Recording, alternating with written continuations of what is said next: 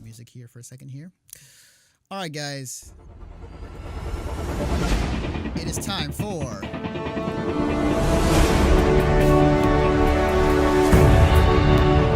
the Overwatch Minute with Gregg Dietz.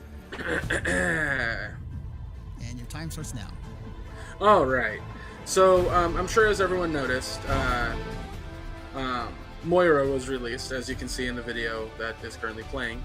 Yeah. I had a chance to play as her for a little bit because I've honestly been very busy with other reviews and other things, so only for a little while I got to play as her. But she is incredibly good. Some people are already calling for a nerf on her, but I think that's just because people are trying to figure out her counters. Right. But like when her Kamehameha is fucking devastating. It's so much fun to use. I love it. But yeah, it's really nice to have a new healer. I will say this: when they released her, they did a basically like everybody could play as her kind of mode, like no limits, if you will, is what it's called. So when you have 6 Moiras versus 6 Moiras, it's not a good time.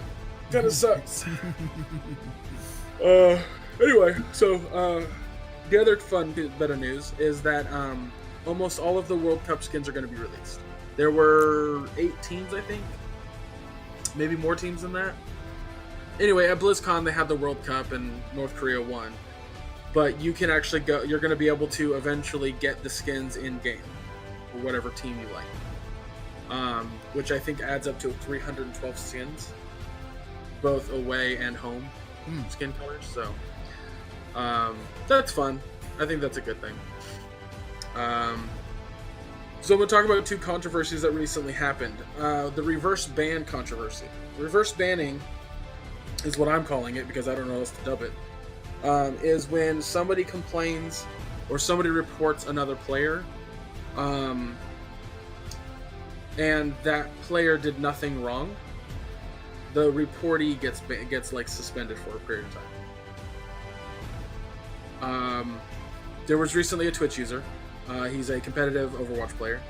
He was complaining that he was sending in a report after report after report during a competitive match that this particular player would not get off Symmetra.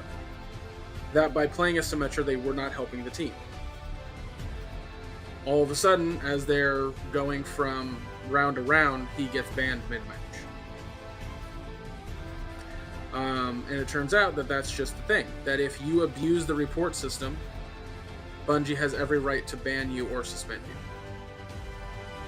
So it has caused some kind of controversy within the fan base.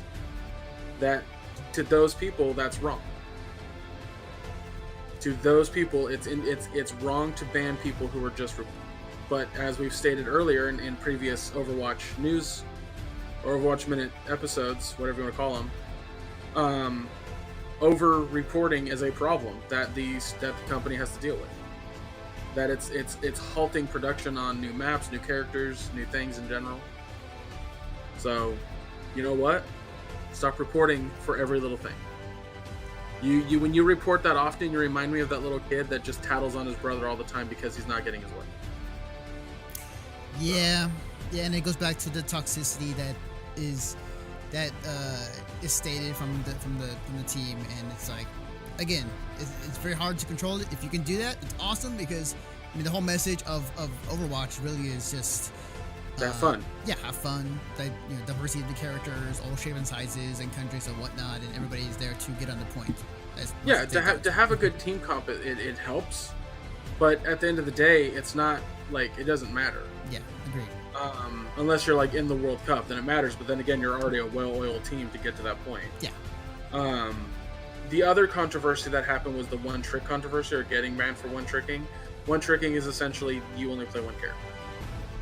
You never get off that character. You constantly play as that character, and really, huh. And there's like you're not going to get banned for it. You might get suspended. You might get a warning. Because at the end of the day, you are not helping your team. So, but also this is borderline rumor kind of territory. Okay. Because nobody's been banned for one tricking yet, but somebody was warned. That is weird as somebody who comes from the fighting game scene, where there's a lot of people who play just only one character, like through the entire game's lifespan, it's very weird to hear that. And surprising too, because it goes back to like having fun. Like if you just want to play Mercy all the time, then you should be able to play Mercy without having to be banned. I think the problem comes from the fact that like this particular person was taunting other players, saying, "I'm never getting off this character, and you're just gonna have to deal with it," and that was part of the problem.